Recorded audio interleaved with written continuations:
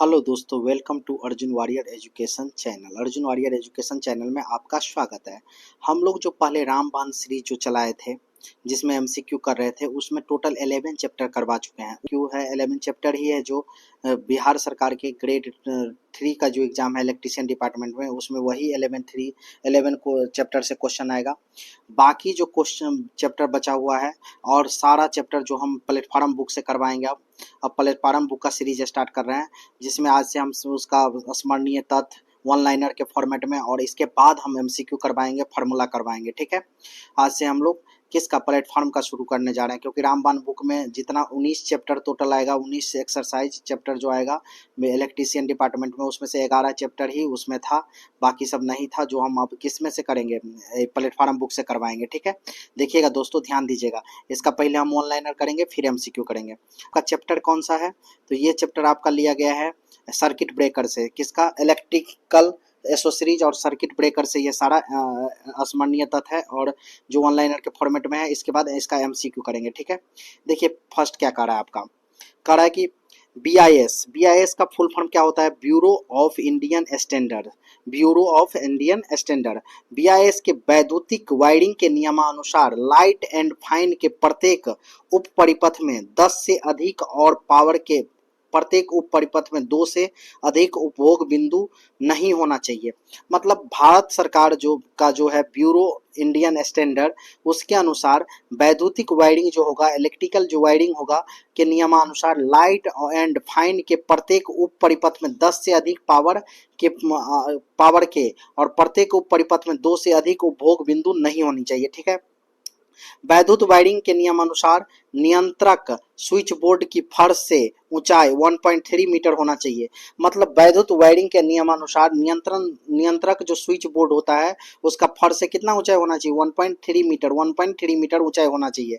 घर के बाहर स्थापित किए जाने वाले लाइट पॉइंट सदैव जलरोधी प्रकार के होनी चाहिए। अगर घर से बाहर आप लाइट पॉइंट लगाते हैं तो वो जलरोधी प्रकार का होना चाहिए सदैव।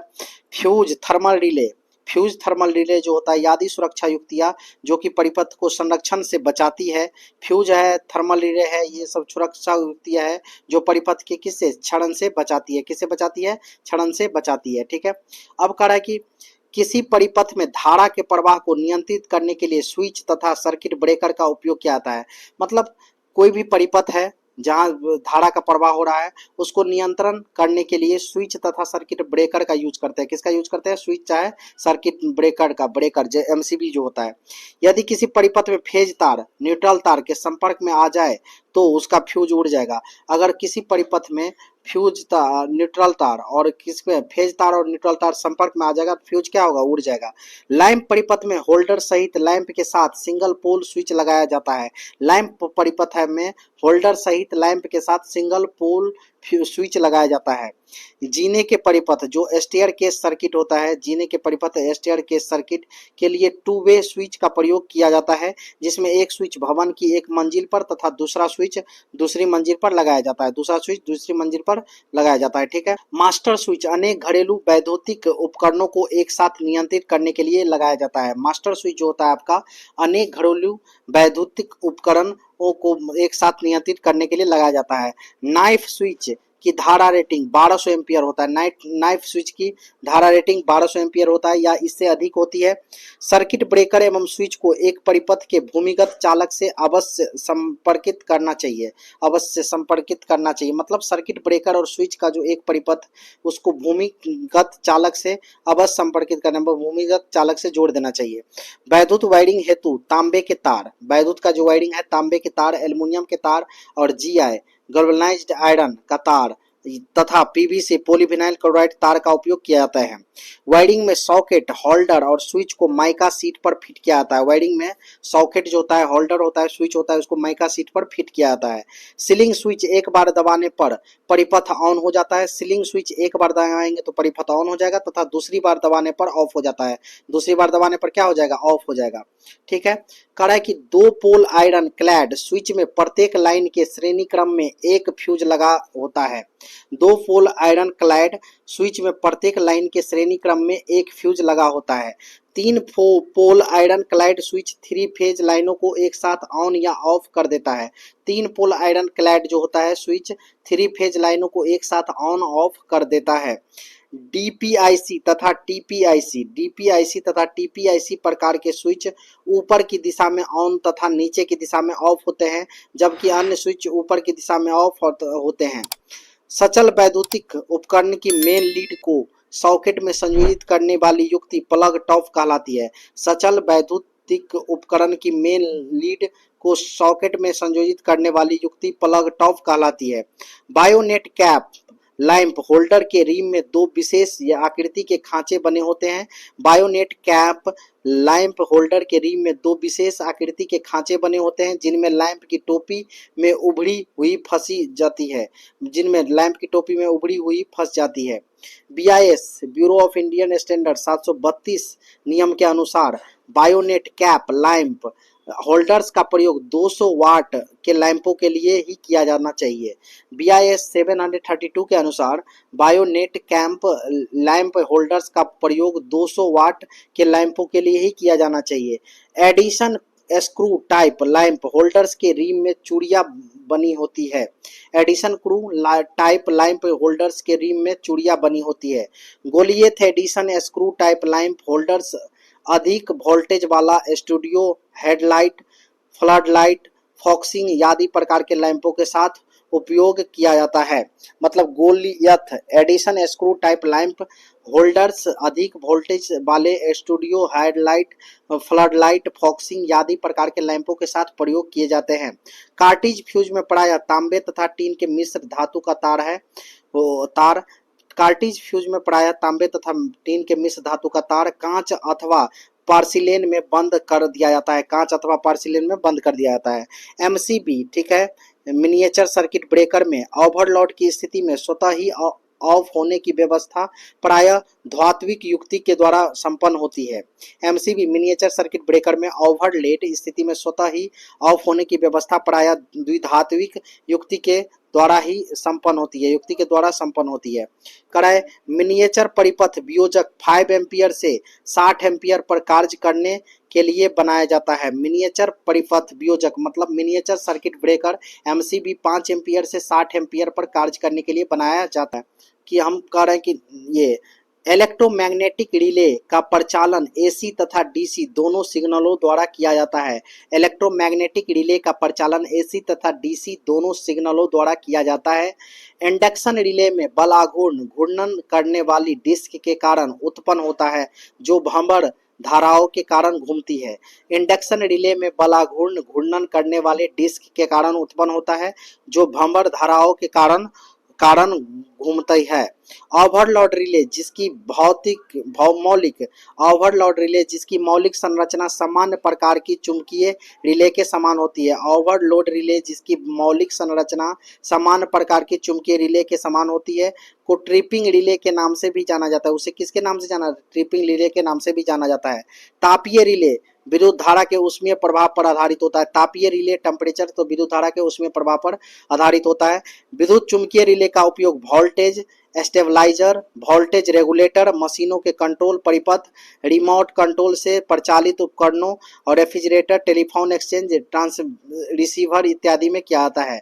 विद्युत चुंबकीय रिले का उपयोग वोल्टेज स्टेबलाइजर, वोल्टेज रेगुलेटर, मशीनों के कंट्रोल परिपथ, रिमोट कंट्रोल से परिचालित उपकरण, रेफ्रिजरेटर, टेलीफोन एक्सचेंज, रिसीवर इत्यादि में किया जाता है। किसका उपयोग? विद्युत चुंबकीय रिले का। कह रहा है कि तापीय रिले के द्विधात्विक तत्व में 2 निकिल और स्टील एलॉय की परस्पर वेल्ड की हुई स्ट्रिप होती है। तापीय रिले में द्विधात्विक तत्व में 2 निकिल स्टील एलॉय की परस्पर वेल्ड की हुई स्ट्रिप होती है। परगलन घटक न्यूनतम परगलन धारा तथा निर्धारित धारा का मान का अनुपात होता है। परगलन घटक न्यूनतम परगलन धारा तथा निर्धारित धारा का मान का अनुपात होता है, जिसका इकाई 1 से अधिक होती है, जिसका मान इकाई से अधिक होती है, जिसका मान इकाई से अधिक होती है। 3 फेज AC लाइन में फेजों को लाल, पीले, नीले रंग द्वारा चिन्हित किया जाना चाहिए। 3 फेज AC लाइन में फेज को लाल, पीले और नीले रंग द्वारा चिन्हित किया जाना चाहिए। केबल का धारा वहन क्षमता उसमें प्रयोग किए गए तारों की मोटाई, व्यास तथा तारों की संख्या पर निर्भर करती है। केबल का धारा वहन क्षमता उसमें प्रयोग किए गए तारों की मोटाई यानी कि व्यास तथा तारों की संख्या पर निर्भर करती है। केबल के दो भिन्न भिन्न ग्रेडों जैसे 230 बाई 400 वोल्ट, 230 वोल्ट या 400 वोल्ट एवं 650 या 1100 वोल्ट में बनाए जाते हैं। 230 बाई 400 वोल्ट या 400 वोल्ट एवं 650 या 1100 वोल्ट में बनाए जाते हैं। छोटे व्यवसायों में प्रयुक्त कंट्रोल प्रणाली में कंट्रोल रिले की प्रयोग की जाती है, जो कि 24 वोल्ट कंट्रोल के स्थान पर 240 वोल्ट कंडेंसिंग को सप्लाई करती है। छोटे व्यासों में प्रयुक्त कंट्रोल प्रणाली में कंट्रोल रिले प्रयोग की जाती है, जो कि 24 वोल्ट कंट्रोल के स्थान पर 240 वोल्ट कंडेंसिंग को सप्लाई करती है। औद्योगिक संस्थानों, फैक्ट्रिया इत्यादि में लैन लोकल एरिया नेटवर्क की सुविधा यूटीपी अनसेल्डेड ट्विस्टेड पेयर केबल के माध्यम से प्रदान की जाती है। मतलब औद्योगिक संस्थान होता है, फैक्ट्री होता है आदि में लैन जो होता है लोकल एरिया नेटवर्क की सुविधा यूटीपी अनसेल्डेड ट्विस्टेड पेयर केबल के माध्यम से प्रदान की जाती है। वायरिंग लेआउट में प्रयुक्त केबल पूर्ण रूप से दृढ़ रबर या पीवीसी पॉलीविनाइल क्लोराइड आवरण द्वारा ढके हुए होने आवश्यक है। भवन वायरिंग में प्रयुक्त सभी संबंधी उपकरण भारतीय विद्युत नियम वर्ष 1956 के नियम 50, 51 और 61 के अनुरूप होना चाहिए। भवन वायरिंग में प्रयुक्त सभी संबंधी उपकरण भारतीय विद्युत नियम वर्ष 1956 के नियम 50, 51, 61 के अनुरूप होना चाहिए। भवनों की वायरिंग ऐसी की जानी चाहिए भवनों की वायरिंग ऐसी की जानी चाहिए कि तारों की जांच सरलता से हो सके। मानक रूप से इनकैंडिसेंट लैंपों का निर्धारण 60 वाट, छत के पंखों, टेबल फैन और सॉकेट आउटलेट पॉइंटों का निर्धारण 60 वाट एवं शक्ति के आउटलेट सॉकेटों का निर्धारण 1000 वाट का माना जाता है। मतलब मानक रूप में जो स्टैंडर्ड है ब्यूरो ऑफ इंडियन स्टैंडर्ड से सैंडिकेंसेंट लैंपों का निर्धारण 60 वाट, छत के पंख, टेबल फैन और सॉकेट आउटलेट पॉइंटों का जहां सॉकेट में हम प्लग लगाते हैं का निर्धारण 60 वाट एवं शक्ति के आउटलेट सॉकेटों का निर्धारण 1000 वाट माना जाता है 1000 वाट का माना जाता है। कह रहा है कि वायरिंग लेआउट में लैंपों को क्रॉस प्रतीक द्वारा दर्शाया जाता है। वायरिंग लेआउट में लैंपों को क्रॉस प्रतीक द्वारा दर्शाया जाता है। भवनों में बैटन, डक्ट, कंड्यूट आदि प्रकारों की वायरिंग प्रयोग की जाती है। भवनों में जो बिल्डिंग होते हैं उसमें बैटन, डक्ट, कंड्यूट आदि प्रकार के वायरिंग प्रयोग की जाती है। भवनों की वायरिंग में स्टील फीता, साहुल, ट्राई स्क्वायर, सीधी पेंसिल पैमाना, रंगीन चौक आदि वस्तुओं की आवश्यकता पड़ती है। भवनों की वायरिंग में स्टील फीता, साहुल, ट्राई स्क्वायर, सीधी पेंसिल पैमाना, रंगीन चौक आदि वस्तुओं की आवश्यकता पड़ती है। भवन वायरिंग लेआउट में विद्युत लाइन में प्रवेश एवं निर्गत स्थानों का चिन्हित किया जाता है। भवन वायरिंग लेआउट में विद्युत लाइन में प्रवेश एवं निर्गत स्थानों का चिन्हित किया जाता है। भवन वायरिंग में एक कक्ष में सामान्यतः बैंड के निकट एक लैंप, पार्श्व दीवार पर एक ट्यूबलाइट, कक्ष के मध्य में एक पंखा और पार्श्व दीवारों पर 2 सॉकेट आदि उपभोग बिंदु स्थापित किए जाते हैं। भवन वायरिंग में एक कक्ष में समांतर बैंड के निकट एक लैंप, पार्श्व दीवार पर एक ट्यूबलाइट, कक्ष के मध्य में एक पंखा, पार्श्व दीवार पर 2 सॉकेट आदि उपभोग बिंदु स्थापित किए जाते हैं। 2-3 मंजिलों से अधिक मंजिलों वाले भवनों में वैद्युतिक वायरिंग स्थापित करने हेतु लगभग 4 इंच इंटू 4 इंच आकार का एक ऊर्ध रिक्त स्तंभ बनाए जाते हैं। ये ऊर्ध रिक्त स्तंभ 4 इंटू 4 इंच का बनाए जाते हैं। बहुमंजिले भवन के प्रत्येक फ्लैट में के प्रत्येक कक्ष की वायरिंग में एक एमसीबी का प्रयोग आवश्यक रूप से किया जाता है। मिनी सर्किट ब्रेकर का प्रयोग किया जाता है। बहुमंजिली भवनों के प्रत्येक फ्लाइट के प्रत्येक कक्ष की वायरिंग में एक एमसीबी का प्रयोग आवश्यक रूप से किया जाता है। वैद्युतिक वायरिंग को उप परिपथों में विभक्त किया जाना चाहिए और लाइट एंड फाइन तथा पावर के लिए पृथक पृथक उप परिपथ तैयार किए जाना चाहिए। वैद्युत वायरिंग को उप परिपथ में विभक्त किया जाना चाहिए और लाइट एंड फाइन तथा पावर के लिए पृथक पृथक उप परिपथ तैयार किया जाना चाहिए। लाइट एंड फाइन उप परिपथ का कुल लोड 800 वाट और पावर उप परिपथ का कुल लोड 3000 वाट से अधिक नहीं होना चाहिए। लाइट एंड फाइन उप परिपथ का कुल लोड 800 वाट और पावर उप परिपथ का कुल लोड 300 वाट से अधिक नहीं होना चाहिए। नियंत्रक स्विच बोर्ड की फर्श से ऊंचाई 1.5 मीटर होनी चाहिए। फर्श से ऊंचाई 1.5 मीटर होना चाहिए। नियंत्रक स्विच बोर्ड की फर्श से ऊंचाई 1.5 मीटर होनी चाहिए तथा यह कक्ष में प्रवेश द्वार के निकट बाईं ओर स्थापित किया जाना चाहिए। सुरक्षा की दृष्टि से मध्यम तथा उच्च वोल्टेज पर कार्य करने वाली मशीनों, ट्रांसफार्मरों आदि की दोहरी अर्थिंग की जानी चाहिए। सुरक्षा की दृष्टि से मध्यम तथा उच्च वोल्टेज पर कार्य कर रहने वाली मशीनों और ट्रांसफार्मरों आदि की दोहरी अर्थिंग की जानी चाहिए। वायरिंग के फेज तथा न्यूट्रल तार के आपस में संयोजित हो जाने से शॉर्ट सर्किट दोष उत्पन्न होता है, मतलब सर्किट टूट जाएगा, सर्किट ब्रेकर हो जाएगा। अगर यदि किसी स्विच को ऑन करने पर लैंप प्रकाशित नहीं होता है तो स्विच से नियंत्रण परिपथ में ओपन सर्किट दोष हो गया है। ओपन सर्किट हो गया है मतलब सर्किट टूट गया है और ऑन हो गया, ऑफ हो गया है। यदि किसी भी परिस्थिति में फ्यूज का विद्युत धारा वहन क्षमता मान स्वीकृत लोड के लिए आवश्यक विद्युत धारा मान से अधिक नहीं होनी चाहिए। मतलब कोई भी परिस्थिति आ जाए, फ्यूज का जो विद्युत धारा वहन क्षमता होगा स्वीकृति लोड के लिए आवश्यक विद्युत धारा मान से अधिक नहीं होनी चाहिए। यदि वायरिंग के फेज केबल, न्यूट्रल केबल अथवा अर्थ तार के साथ आंशिक रूप से स्पर्श करने लगे तो परिपथ में लीकेज दोष उत्पन्न हो जाता है। क्या हो जाएगा? लीकेज दोष उत्पन्न हो जाएगा परिपथ में। भू संयोजित दोष को खोजने के लिए उपकरण की धात्विक बॉडी से जुड़ा अर्थ संयोजन हटा दिया जाता है और एक टेस्ट लैंप को उपकरण की बॉडी तथा अर्थ के मध्य संयोजित कर दिया जाता है। भू संयोजित दोष को खोजने के लिए उपकरण की धात्विक बॉडी से जुड़ा अर्थ संयोजन हटा दिया जाता है और एक टेस्ट लैंप को उपकरण की बॉडी तथा अर्थ के मध्य संयोजित कर दिया जाता है। डीपीआईसी में एक फेज और न्यूट्रल तथा टीपीआईसी में 3 फेज कंट्रोल किए जाते हैं। डीपीआईसी में एक फेज और न्यूट्रल तथा टीपीआईसी में 3 फेज कंट्रोल किए जाते हैं। फुल फॉर्म होता है डबल पोल आयरन क्लैड। क्या होता है डीपीआईसी का full form? Double pole iron clad का ये स्विच होता है, डबल पोल आयरन क्लैड। और टीपीआईसी का फुल फॉर्म होगा ट्रिपल पोल आयरन क्लैड, ठीक है। ये होगा ट्रिपल पोल आयरन क्लैड टीपीआईसी का फुल फॉर्म, ठीक है। अब कह रहा है कि पेंटेड होल्डर लटकी हुई स्थिति में प्रयोग किए जाते हैं जबकि ब्रैकेट होल्डर को ब्रैकेट के साथ प्रयोग किया जाता है। पेंटेड होल्डर लटकी हुई स्थिति में प्रयोग किए जाते हैं जबकि ब्रैकेट होल्डर को ब्रैकेट के साथ प्रयोग किया जाता है। नाइफ स्विच एक लाइन को ऑफ करके दूसरी लाइन को ऑन करने के लिए उपयोग किया जाता है। जैसे सब स्टेशन में एक तरफ की लाइन को ऑफ करके दूसरी तरफ की लाइन को ऑन करने के लिए नाइफ स्विच का यूज करते हैं, ठीक है। हीटर तथा इलेक्ट्रिक आयरन को सप्लाई देने के लिए एप्लायंस कनेक्टर का उपयोग करते हैं। हीटर तथा इलेक्ट्रिक आयरन को सप्लाई देने के लिए एप्लायंस कनेक्टर का उपयोग करते हैं। फ्यूज, थर्मल रिले और सुरक्षा युक्तियां हैं।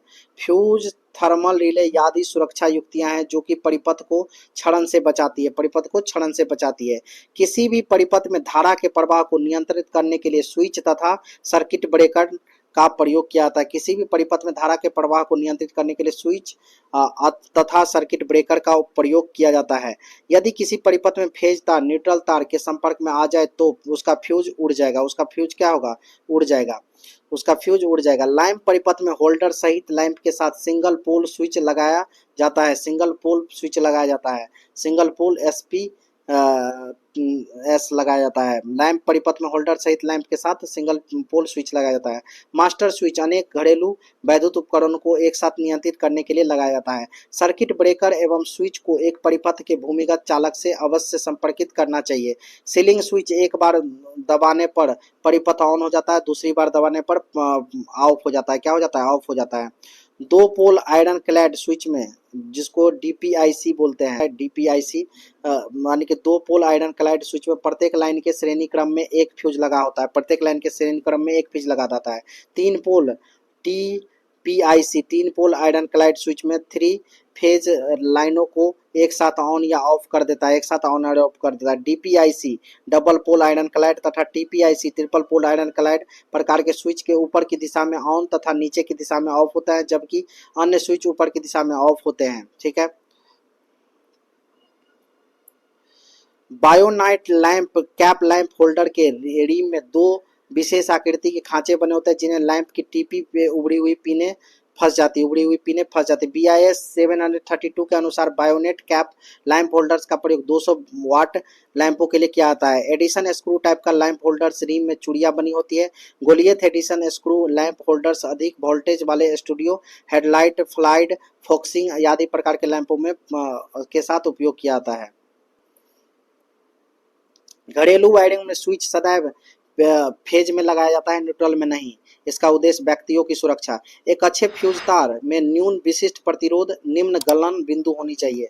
एक अच्छे फ्यूज तार में न्यून विशिष्ट प्रतिरोध निम्न होना चाहिए और गलन भी निम्न बिंदु पर होना चाहिए। मेल्टिंग पॉइंट भी निम्न होना चाहिए। फ्यूज सामग्री रूप में कार्बन या कार्बन का प्रयोग नहीं किया जाता है। फ्यूज सामग्री के रूप में कार्बन या कार्बन का प्रयोग नहीं किया जाता है।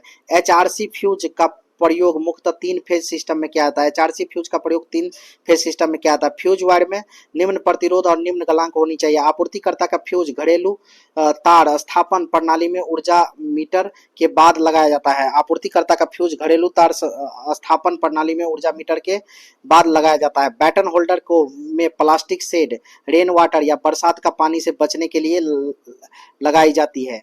कड़ाई सीसिंग रोज समांतर वाल्स या दीवारों पर फिट किया जाता है। सीसिंग रोज समांतर वाल्स या दीवारों पर फिट किया जाता है। स्विच सॉकेट प्लग होल्डर इत्यादि बेकेलाइट के बने होते हैं। Switch socket plug holder bakelite के बने होते हैं। कंसील्ड तंत्र में सैडल स्विच को बॉक्स के लगभग 30 सेंटीमीटर दूरी पर लगाया जाता है। बॉक्स से 30 सेंटीमीटर। फ्यूज धारा हीटिंग के प्रभाव पर कार्य करता है। फ्यूज धारा हीटिंग के प्रभाव पर कार्य करता है। एक पोल में MCB का प्रयोग समांतर शोरूम में किया जाता है। फ्यूज परिपथ में सबसे कमजोर हिस्सा है। फ्यूज परिपथ में सबसे कमजोर हिस्सा है। सर्किट दो शॉर्ट सर्किट दोष की दशा में फ्यूज पहले प्रचालित होगा। फ्यूज को धारावाही चालक के श्रेणी क्रम में संयोजित किया जाना चाहिए।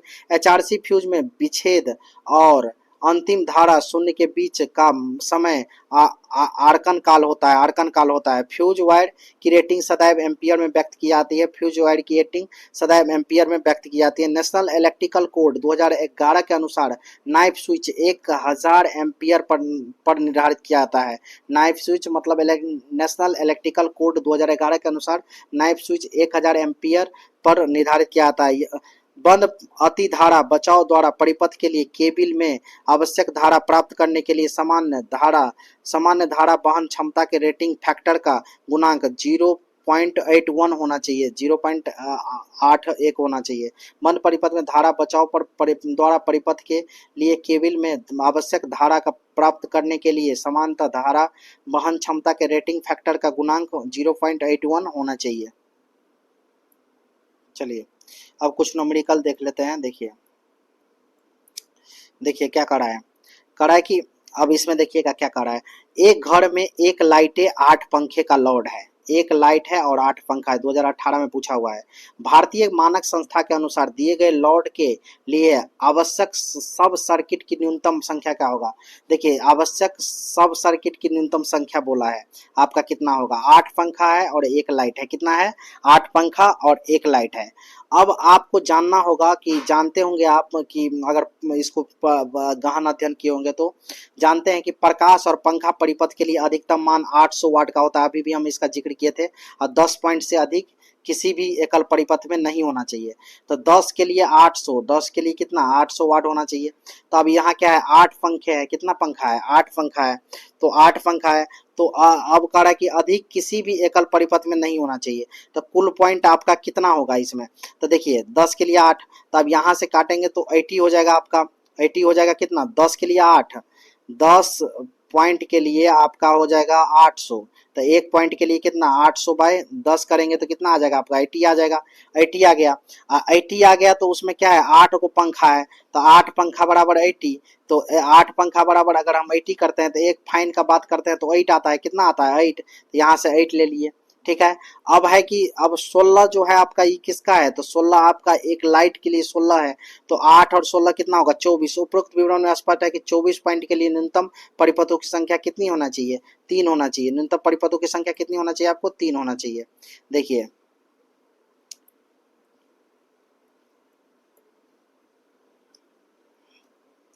करा इलेक्ट्रिकल इंसुलेशन सिस्टम को अधिकतम स्वीकार्य परिचालन तापमान के अनुसार मानक नेमा नेशनल इलेक्ट्रिक मैन्युफैक्चर एसोसिएशन को वर्गीकरण द्वारा रेट किए जाने क्लास बी में इंसुलेशन के अधिकतम परिचालन का तापमान कितनी होगी तो क्लास बी में होता है 130 डिग्री सेल्सियस। क्लास बी का इंसुलेशन में अधिकतम परिचालन तापमान 130 डिग्री सेल्सियस होता है। इसके अंतर्गत माइका कांच रेसा और एस्बेस्टॉस होते हैं। एस्बेस्टॉस होते हैं। क्लास बी में कितना होता है 130 डिग्री सेल्सियस होता है। याद कर लीजिए क्लास बी में 130 डिग्री सेल्सियस। ये सब 2018 में ही पूछा हुआ है सब शिफ्ट मिला करके। देखिए अब देखिए इसमें कुछ याद कर लीजिए। देखिए जैसे कह रहा है कि अधिकतम परिचालन वाई वर्ग में होगा 90 डिग्री सेल्सियस। वाई वर्ग में कितना होगा 90 डिग्री सेल्सियस। वाई वर्ग में होगा 90 डिग्री सेल्सियस। वाई वर्ग में 90 डिग्री सेल्सियस। वाई वर्ग में 90 डिग्री सेल्सियस। ए वर्ग में 105 डिग्री 105 डिग्री। ए वर्ग में 105 डिग्री। ई वर्ग में 120 डिग्री। ई वर्ग में 120 डिग्री। बी वर्ग में 130। बी वर्ग में अधिकतम परिचालन 130 डिग्री। बी वर्ग में 130 डिग्री। ए वर्ग में 105। ए वर्ग में 105। ए वर्ग में 105। वाई में 90। वाई में 90। वाई में देखिए ऐसे लिखा हुआ है ना ऐसे कर दीजिए 0 डाल दीजिए 90 हो जाएगा। ए में कितना है 105 है। बी में 130 है। ई में 120 है। एफ वर्ग में 155। एफ वर्ग में 155 और एच वर्ग में 180 और सी वर्ग में 180 से एबव होता है। 180 से एबव होता है। कराए निम्नलिखित में से 5 एम्पियर करंट को प्रवाहित करने के लिए उचित तांबे का तार कॉपर वायर होगा कितना एमएम का 5 मीटर के लिए। देखिए 5 एम्पियर धारा प्रवाहित करना है तो कितने एम्पियर परिच्छेद का क्षेत्रफल होगा 0.96 0.96। 10 एम्पियर के लिए 1.29 मीटर में से 25 एम्पियर के लिए 4.52 4.52। 25 से 25 नमा 175 25 से 4.52 और 43 के लिए 9.35 मीटर स्क्वायर। 50 के लिए 16 एम स्क्वायर का होता है। 50 एम्पियर करंट के लिए 16 एम स्क्वायर का होता है। 50 मीटर करंट के लिए 16 एम पर मीटर मिलीमीटर स्क्वायर का होता है। यदि किसी भवन की वायरिंग 60 वाट की बल्ब 20 पॉइंट और एक 400 वाट का बल्ब 4 पंखे तो 240 सप्लाई सिस्टम में अनुमोदित इंसुलेशन प्रतिरोध कितना होगा। देखिए बल्ब कितना है 60 वाट का और कितना है 20 पॉइंट है तो 20 गुने 60 करेंगे तो 1200 वाट हो जाएगा। फैन कितना है 100 वाट का 4 है तो 400 वाट। टोटल पावर कितना हो गया 1600 वाट और टोटल वोल्टेज आपूर्ति कितना है 240 वोल्टेज। तो P इक्वल टू वी आई होता है। हमको निकालना क्या है हमको निकालना है आई तो P बाई क्या हो जाएगा V। अब P कितना आपको आया टोटल 1600 और 1600 बाई करते 240 तो 6.67 एम्पियर हो जाएगा। ये 6.6 एम्पियर हो जाएगा। इंसुलेशन प्रतिरोध कितना होगा ये बोला है आपसे। तो अब देखिए आई 48 के अनुसार आई लीकेज क्या होता है एक बट्टा कितना हो जाता है 5000। तो एल बट आई बाई 5000 हो जाएगा। तो आई कितना लिख रहा है आई निकला है आपको 6.67 6.67 बाई 5000 करेंगे तो कितना होगा 0.00013334। अब करा इंसुलेशन रेसिस्टेंस होता है सप्लाई वोल्टेज बदला ये करंट लीकेज। तो सप्लाई वोल्टेज 240 था करंट लीकेज हमने निकाला है इतना था। दोनों को डिवाइड करेंगे 1.79 मेगा ओम। तो 1.79 मेगा ओम इसमें है ही नहीं है तो 1.79 लगभग किसके बराबर है 1.79 तो ये आपका इसके बराबर होगा अक्रॉस 2.08 मेगा ओम के बराबर। अब देखिए कह रहा है कि इंडस्ट्रियल परिवेश के लिए स्वीकार्य अधिकतम बाधा के स्तर पर किसके द्वारा परिभाषित किया जाता है। तो ये कितना होता है आईईसी इंडियन इलेक्ट्रिक रूल जो है उसके अनुसार 61,006 मानक है अंडरस्कोर 6 मानक है।